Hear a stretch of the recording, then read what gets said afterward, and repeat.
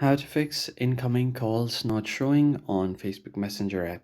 What's up everyone, welcome back to another quick tutorial where I'm going to show you guys how you can easily fix this problem. So if you are having trouble receiving the incoming calls and the notification about it, I'm going to show you guys how you can fix it. First of all, just open your Messenger app and then see if there are any problems with the app notification. So in order to check that, just tap on the three lines and then tap on the wheel icon to open the settings.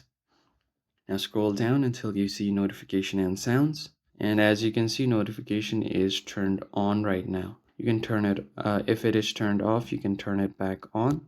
And if you scroll down, you will see the ringtone as well. And this is turned on as well. So what you can do is head over to Messenger's app info now and then tap on the notification icon. Tap on allow, so head over to notification categories and then allow all of these notifications. The main important one is the call option.